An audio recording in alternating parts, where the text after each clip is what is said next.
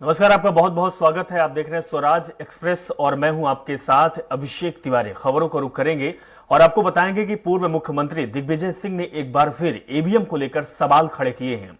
विधानसभा चुनाव में कांग्रेस को मिली हार के बाद उन्होंने सवाल उठाए हैं। उन्होंने 199 विधानसभा सीटों पर पोस्टल बैलेट में मिले कांग्रेस को वोट और ईवीएम में मिले कांग्रेस के वोटों का आकलन करने की बात कही है। दिग्विजय सिंह का कहना है कि वोटिंग पैटर्न में इतना बदलाव कैसे हो सकता है। जिन सीटों पर पोस्टल बैलेट में कांग्रेस जीत रही है वहां ईवीएम में हार रही है।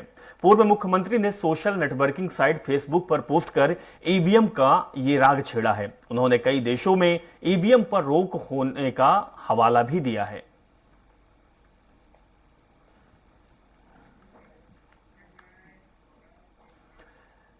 तो कांग्रेस के दिग्गज नेता दिग्विजय सिंह के भाई लक्ष्मण सिंह को चाचौड़ा विधानसभा सीट से हार का सामना करना पड़ा। लक्ष्मण सिंह ने अपनी हार पर कहा कि ईवीएम इसके लिए जिम्मेदार है, क्योंकि मैं भी कई बूथों पर जीता हूं।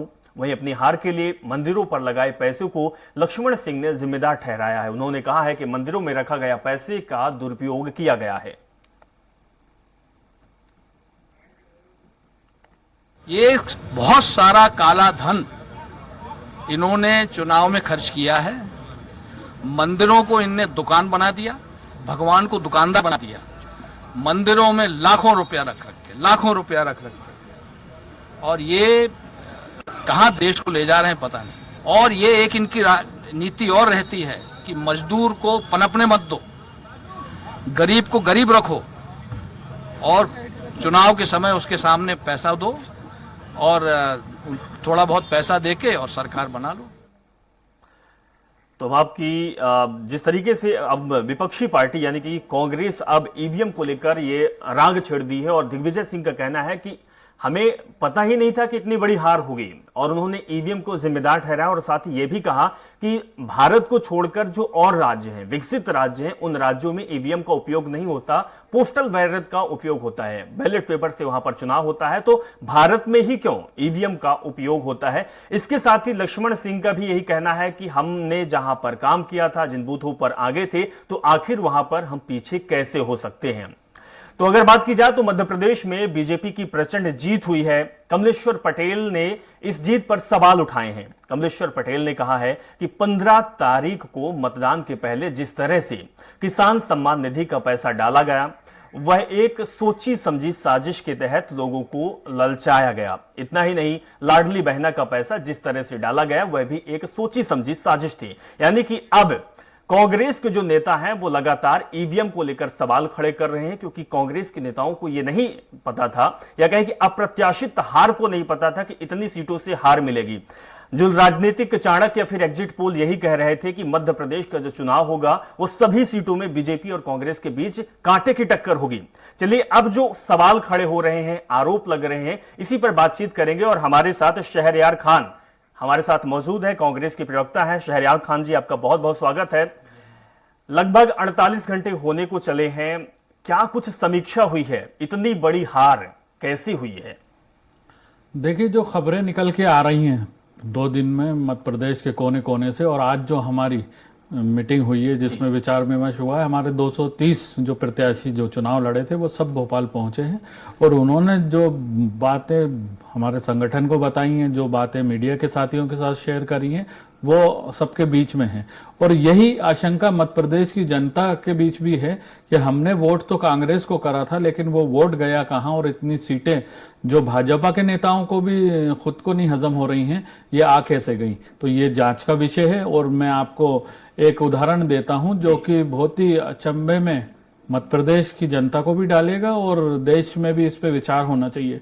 भाजपा के वहां के खाचरोद विधानसभा उज्जैन संभाग की है, जहां से हमारे पूर्व विधायक और प्रत्याशी थे दिलीप सिंह गुर्जर। उन्होंने वो डॉक्यूमेंट मीडिया के सामने भी दिखाए हैं और हमने भी उनको देखा है। तो उसमें भाजपा का वहां का चुनाव प्रभारी अजीत छाजड़, मैं नाम बता रहा हूं, उसकी फेसबुक पोस्ट आप भी चेक करिएगा, अभी उस पर डला हुआ है कि 1 तारीख की वो पोस्ट है। उसमें बीजेपी को 93,000 समथिंग वोट उसने 646 ऐसा कुछ बताए थे, और कांग्रेस को 77,090 वोट। तो वो चीज उसने 1 तारीख को डाली, अन्य को उसने बताए थे 8,300। और जो इलेक्शन कमीशन का रिजल्ट के बाद जो डाटा आया, वो डाटा कॉपी पेस्ट है, आप खुद देख लीजिए। तो इससे साफ जाहिर हो जाएगा कि अगर एक चुनाव में भाजपा का प्रभारी परिणाम से 2 दिन पहले वो पोस्ट को डालता है, जो आज भी डली हुई थी, क्योंकि उस पोस्ट को हमने आज भी देखा कि उसकी फेसबुक आईडी पे डली है, तो उससे कहीं ना कहीं ये शक जो था वो यकीन में बदलता है। और ये भाजपा की जीत नहीं है, ये ईवीएम की जीत है, इससे स्टेब्लिश होती है। मैं आपके चैनल के माध्यम से मध्य प्रदेश में हमारी पार्टी और विपक्ष से आह्वान करूंगा, और देश में भी हमारे पार्टी के अध्यक्ष कमलनाथ जी जा रहे हैं दिल्ली, और देश के विपक्षी पार्टी और हमारी पार्टी के अंदर मंथन करने के बाद जो उचित कदम होंगे उसको हम देश के हित में लड़ाई लड़ेंगे। और निश्चित ही लोकसभा का चुनाव मुहायने पे है। अगर इस तरह से ये ईवीएम से चुनाव जीतने की इनकी जो रणनीतियां हैं और ये परिणाम बता रहे हैं और इनके कार्यकर्ताओं की वो पोस्टें बता रही हैं, तो उससे साफ जाहिर है कि भैया फिर तो आप एक काम करिए कि ईवीएम पे इतना ही भरोसा है तो अभी स्ट्रांग रूम में है। मैं आपके चैनल के माध्यम से ये बात करता हूं, भाजपा से आह्वान करता हूं, मोदी जी और शाह से, अगर आपकी इतनी वेब है, इतनी लहर है, जनता का इतना अपार समर्थन है, तो वो ईवीएम अभी स्ट्रांग रूम में है, आप खुलवाइए उनको, विपक्ष को साथ खड़ा करिए, 500-500 वोट डालिए और उनके रिजल्ट देख लीजिए, दूध का दूध पानी का पानी हो जाएगा। लेकिन मैं चैलेंज के साथ बोल रहा हूं कि ये ऐसा कोई भी काम नहीं करेंगे, क्योंकि इनकी कलाई खुल जाएगी तो देश की जनता इनको दौड़ा दौड़ा के मारेगी। शहरयार जी हमारे साथ योगेश गुप्ता जी हैं, बीजेपी के प्रवक्ता, उनके पास भी चलेंगे। लेकिन शहरयार जी, मैं आपसे एक सवाल पूछूंगा, उसके बाद योगेश जी के पास जाऊंगा। जब आप चुनाव जीतते हैं उस समय आप लोग ईवीएम पर सवाल नहीं खड़ा करते। 2018 का चुनाव आपने मध्य प्रदेश भी जीता, राजस्थान भी जीता, छत्तीसगढ़ भी जीता, तब ईवीएम सही था। इस बार ईवीएम खराब हो गया, ईवीएम पर सवाल आप खड़े कर रहे हैं। नहीं, हम जहां जीते वहां भी और जहां नहीं जीते वहां भी। ये लोग 3 रोटी विपक्ष को देते हैं, अपने को देते हैं, और 1 रोटी विपक्ष को देते हैं। आपने देखा होगा जब 5 राज्यों के 2018 में भी चुनाव हुए थे, तो इस तरह से इन्होंने करके लोकसभा की बड़ी रोटी को अपने तो पाले में करा था। हमने 2019 में लगभग 22 विपक्षी पार्टी गए थे चुनाव आयोग ने उसमें कोई सुनवाई नहीं करी। हम कोर्ट गए, कोर्ट में सुनवाई नहीं होने दी। तो इससे साफ जाहिर है कि भाजपा का फूल। गुप्ता जी से पूछ लेता हूं। गुप्ता जी, कांग्रेस को यह लग रहा है कि आपने ईवीएम के साथ खेला कर दिया है, अप्रत्याशित जीत आपकी हुई है। कोई राजनीतिक पंडित, कोई एग्जिट पोल, कोई चाणक्य अनुमान नहीं लगा पा रहा था कि इतनी तगड़ी, इतनी जबरदस्त तरीके से आपकी जीत होगी। क्या कुछ कहेंगे आप?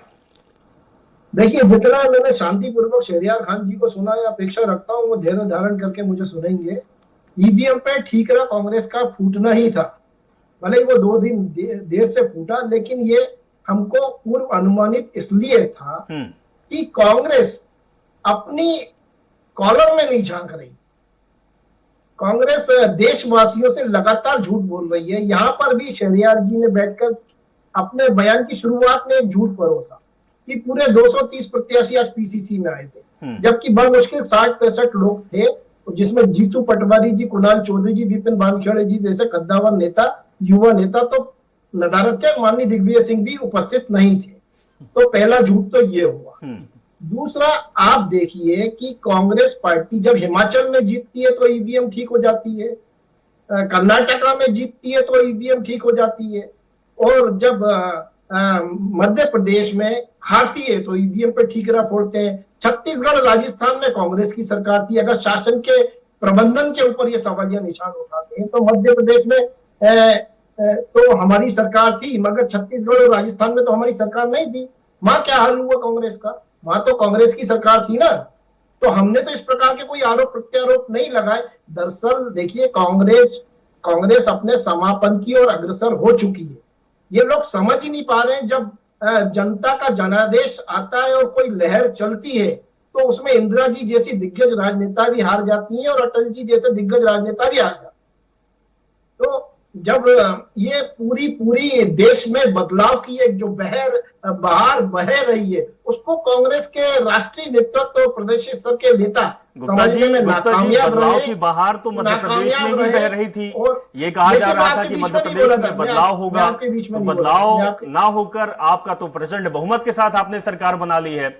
लेकिन योगेश गुप्ता जी, आपके जी। भी 12 मंत्री हारे हुए हैं, तो ईवीएम हाँ, क्या वहां नहीं। वहां धोखे से हाँ, कुछ गड़बड़ी हो गई थी क्या? कि ये आपके मैं 12 उसी पे आ रहा था, आपने मुझे बीच में रोक जी, दिया। जी। मैं उसी इस बयान पे आ रहा था कि अगर ईवीएम का कोई फंडा होता तो हमारे 12 कैबिनेट मंत्री, जिसमें कुछ चुनिंदा दिग्गज राजनेता, पराजय का स्वाद उनको चखना पड़ा, तो क्या ऐसा संभव होता है? छिंदवाड़ा जिले की हम पूरी 9 सीटें हार गए, फिर भी कह रहे हैं कांग्रेस वाले की ईवीएम। जयवर्धन सिंह जीत जाते क्या? अजय सिंह राहुल भैया जीत जाते क्या?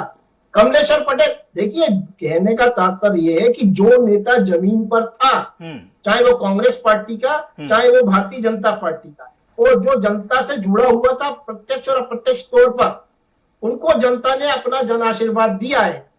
18 साल की शिवराज जी की जो सरकार थी, उन्होंने जन हितैषी गरीब कल्याण की कई ऐसी योजनाएं की है, सीधे लाभान्वित किया है हितग्राहियों को, उनके खातों में सीधे किसान सम्मान निधि के माध्यम से पैसा गया। लाडली बहना मई जून में लॉन्च हो गई थी, 1000 रुपए महीने से शुरू हुई थी और आखिरी के 2 महीने में 1250 रुपए प्रति माह डलने लगे थे। लाडली बहनों ने अटूट प्यार और समर्थन भारतीय जनता पार्टी की सरकार को दिया है। तो इस बात को, अपने संगठन की लचर दयनीय स्थिति को देख नहीं रही है कांग्रेस, कि कांग्रेस में कमलनाथ जी 1 मई 2018 से जब से आए, तब से उन्होंने एक संगठन की जगह कंपनी चलाई है। वेतन भोगियों को प्रदेश कांग्रेस कार्यालय में बिठाया है, जिनका जनता के बीच कोई जनाधार नहीं, वयोवृद्ध और हारे थके नेता वो कार्यभार संभाले हुए हैं। ठीक है योगेश गुप्ता जी, तो आपका कहना यह था कि हमारे पार्टी के भी बड़े दिग्गज नेता और मंत्री जो रहे हैं सरकार में, वो भी हारे हैं, मतलब जो हवा में उड़े रहे थे उनको पटकनी खानी पड़ी है। शहरयार खान जी, क्योंकि आपके जो पार्टी के नेता हैं, पीसीसी अध्यक्ष हैं, सीएम के प्रबल दावेदार थे, सीएम उनको ही बनना था अगर आपकी सरकार आती। कमलनाथ जी ने एक्सेप्ट किया है कि जनता का जो फैसला है हमें स्वीकार है, हम जनता तक वो चीज नहीं पहुंचा पाए जो हम ले जाना चाहते थे, उन्होंने एक्सेप्ट किया है। तो क्या आपकी मजबूरी हो जाती है कि अब आपको अगर टीवी चैनल पे बैठना है या किसी से बातचीत करनी है तो आपको सिर्फ ईवीएम पर ही सवाल खड़ा करना है कि ईवीएम में गड़बड़ी हो गई है?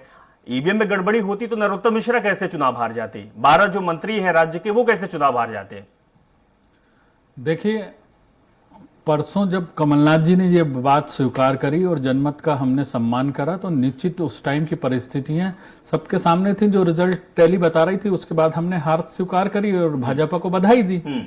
लेकिन राजनीति हमेशा बदलती रहती है, और जब हमारे पास हमारे प्रत्याशियों का जो डाटा आता गया और आज जो मीटिंग में निकल के आया, तो उसके बाद कमलनाथ जी ने भी इस बात को माना है कि ये चीज कैसे लागू हो सकती है। जो हमारा विधायक था, प्रत्याशी जो था, उसके गांव से उसको 1 वोट नहीं मिल रहा, मतलब उसका परिवार वहां पर है। दूसरा एक प्रकरण मैं धमतरी का बता दूं, ये छत्तीसगढ़ की बात कर रहे थे, हमारी सरकार थी वहां, तो धमतरी में बीएसपी का कैंडिडेट जिसने खुद अपना वोट डाला, अपने परिवार के उसके 6 वोट थे, तो उसको 6 की वोट भी नहीं मिले और 0 वोट उसका निकल रहा है। तो ये किस ओर इशारा करता है? जो मैंने आपको संज्ञान बताया उज्जैन संभाग का, उस पे क्यों नहीं बोले योगेश जी कि ये भाजपा का प्रभारी 2 दिन पहले वो डालता है और उसी की रिजल्ट कॉपी पेस्ट हो जाता है? ये तो पब्लिक डोमेन में, उसकी फेसबुक आईडी आज भी देख लो। मैंने अभी दिग्विजय सिंह जी के साथ पीसीसी में देखी है, वो 1 बजे के आसपास, 1:30 बजे के आसपास। गुप्ता जी से और दूसरी बात जो मैं इन्होंने सवाल करे इनके मंत्रियों के, वो भी बता देता हूँ। योगेश जी, अभी आप नए मुल्ला बने हैं भाजपा में जाके, तो आपको भाजपा की रीति और नीति नहीं मालूम है। जरा कुछ दिन गुजारिए तो भाजपा में, उसके बाद पता चलेगा भाजपा कहां तक जाके खेलती है। और मैं जो बात चैलेंज दे रहा हूं, अगर भाजपा की इतनी वेब चली, 163-62 सीटें आई, तो दूध का दूध और पानी का पानी हो जाने दीजिए। ईवीएम अभी स्ट्रांग रूम में ही है ना, विपक्ष को आमंत्रित करिए और ये हमेशा के लिए ये एलिगेशन को खत्म कर दीजिए। देश के मीडिया को बुलाइए, विपक्ष को बुलाइए और 500-500 वोट डालिए और उसके बाद उसकी काउंटिंग होने दीजिए। क्या निकल के आएगा वो समझ आ जाएगा। मगर मुझे मालूम है आप लोग निश्चित ही अपनी बात को कहलाने के लिए कहीं तक भी झूठ बोलेंगे। उसके लिए आपने 3 दिन पहले भूमिका बनाई, आपने सर्वे को वो करा, उसके बाद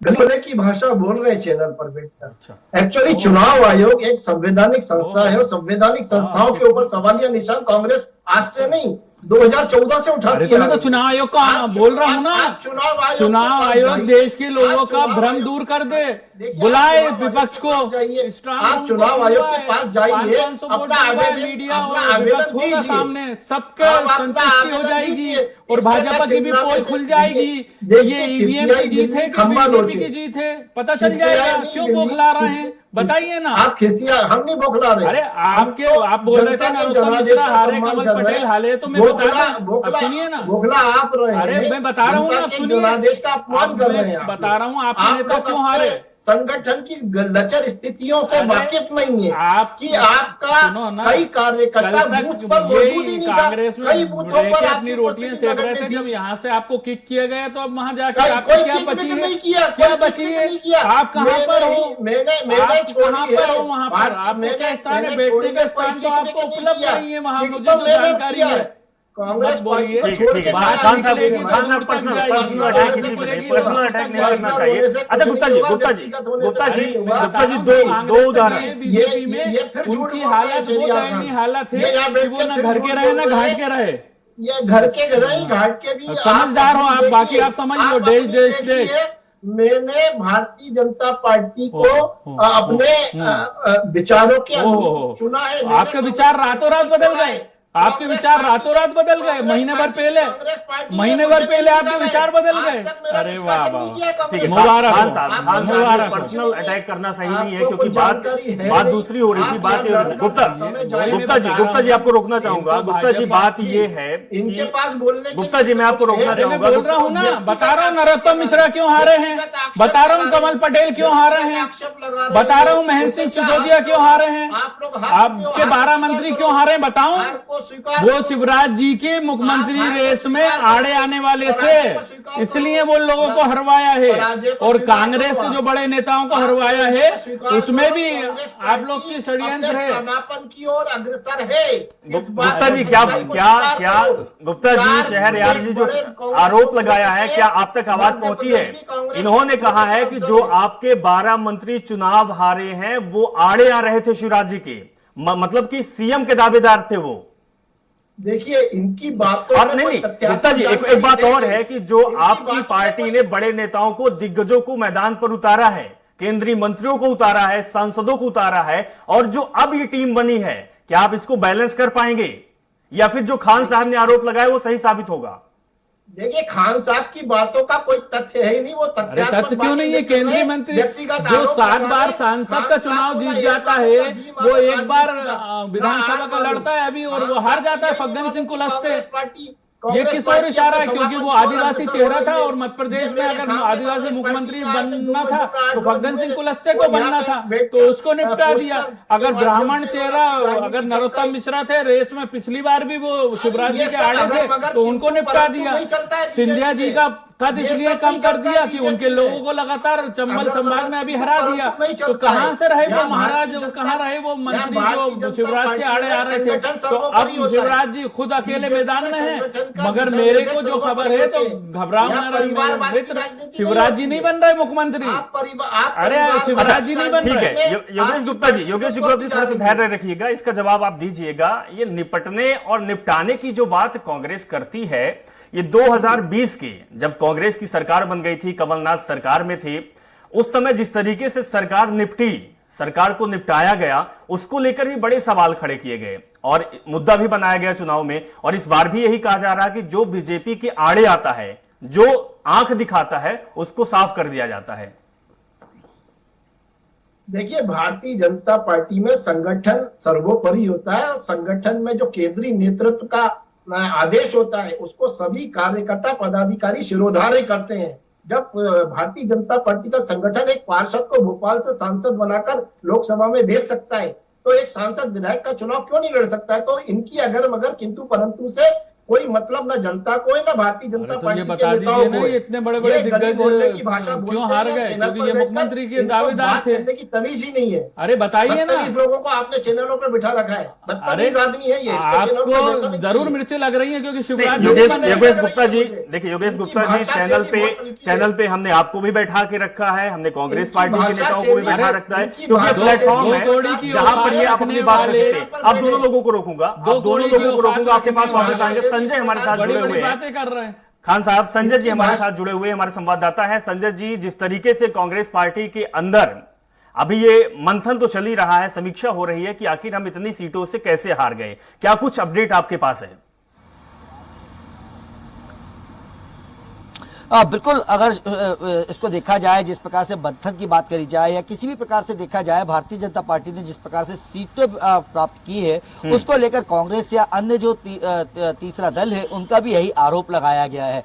क्योंकि जिस प्रकार से अगर हम गुप्ता जी को भी सुन रहे थे, शहरयार साहब को भी सुन रहे थे, तो गुप्ता जी का कहना है लहर।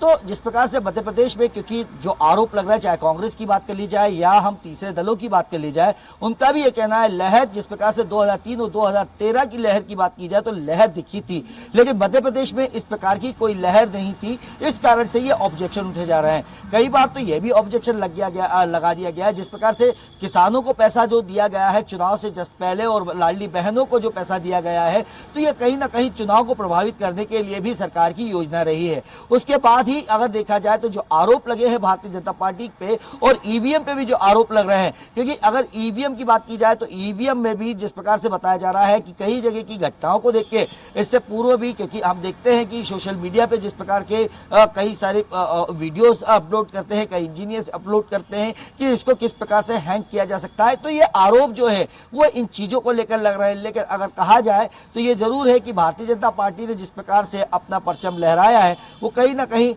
एक आम जनता को भी अभी तक अपने हजम नहीं कर पा रही, कह सकते हैं हम। क्योंकि जिस प्रकार से अगर सरकारी कर्मचारियों की बात कर ली जाए या युवाओं की बात कर ली जाए, तो कहीं ना कहीं आज भी उन लोगों को ये लगता है कि जरूर भारतीय जनता पार्टी या कांग्रेस में जो टक्कर होनी थी वो टक्कर नहीं हुई, एक तरफा मुकाबला हुआ। इसीलिए ये ईवीएम पर प्रश्न चिन्ह लग रहा है।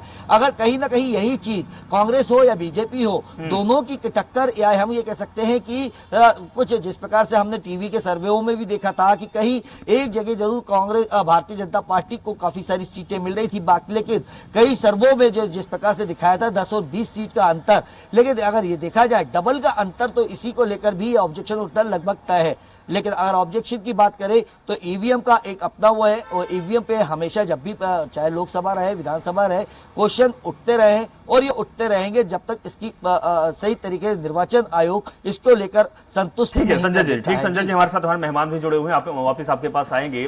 खान साहब, जिस तरीके की बात हमारे संवाददाता संजय ने बताई है कि कुछ मुद्दे हैं जो चुनाव के समय हावी हो गए हैं, चाहे वो लाडली बहने की बात हो, किसानों की बात हो, ये चीजें क्या इसी वजह से हो सकता है कि शिवराज सिंह चौहान पर ज्यादा भरोसा हो गया हो और मोदी ने जो ठप्पा लगा दिया कि हाँ जो हमने गारंटी दी है वही होगा, क्या इसी की वजह से आपको पराजय का सामना करना पड़ा? खान जी, देखिए, ये बोल रहे हैं लाडली बहना, तो क्या राजस्थान में लाडली बहना थी? क्या छत्तीसगढ़ में लाडली बहना थी? नहीं थी। तो ये शक की सुई इसलिए ही और इस्टेब्लिश हो रही है, जब इन दो राज्यों में नहीं थी और मध्य प्रदेश में थी, तो जो सर्वे बताए थे तो उसमें नेक टू नेक फाइट थी। 3-4 सर्वे में हम आगे थे, 1-2 में ये लोग थे, और जो एक आम जनमानस का मानस बना हुआ था कि बदलाव के लिए वोट है, कांग्रेस आ रही है, और उसके विपरीत अगर 60-61 सीट 66 सीट हमको मिलती हैं और बीजेपी को 161 मिलती हैं, तो ये शक नहीं, ये यकीन है और इसके प्रमाण आने शुरू हो गए हैं। मेरा जो मांग है, ठीक है खान साहब, वो मांग ये है कि खान साहब हमारे पास वक्त कम है, लेकिन जिस तरीके से आप लोगों का कहना है कि ईवीएम में दिक्कत है, ईवीएम के साथ खेल हुआ है, लेकिन भारतीय जनता पार्टी उसी चीज को कह रही है कि जो हमने 18 साल में काम किया है, जो शिवराज सिंह चौहान ने योजनाएं लाई है, जो मोदी जी केंद्र में से योजना दी है, यानी कि डबल इंजन की जो सरकार चली है, लोगों ने उसको समझा है, जाना है, इसीलिए हमें वोट दिया है। आप दोनों मेहमानों का बहुत बहुत शुक्रिया, क्योंकि हमारे पास वक्त कम है, लेकिन जो मध्य प्रदेश में चल रहा है, विपक्ष एक तरफ आरोप लगा रही है कि ईवीएम के साथ खेल हुआ है, अप्रत्याशित हार हमें मिली है, तो हम सुप्रीम कोर्ट तक जाएंगे, हम समीक्षा कर रहे हैं, मंथन कर रहे हैं कितनी बड़ी आखिर हार हमें कैसे मिली है। तो दूसरी तरफ भारतीय जनता पार्टी की बात की जाए तो भारतीय जनता पार्टी अब आगे रोड मैप तैयार कर रही है कि कैसे हमें 5 साल काम करना है। सीएम को लेकर लगातार चर्चा हो रही है, लेकिन अब वो भी कह रहे हैं कि हम हाईकमान जो आदेश देगा, जिसको कमान दी जाएगी वही सीएम होगा, वही प्रदेश चलाएगा। लेकिन सिर्फ और सिर्फ एक ही मकसद है, विकास करना, प्रदेश को नई ऊंचाइयों तक ले जाना। शुक्रिया।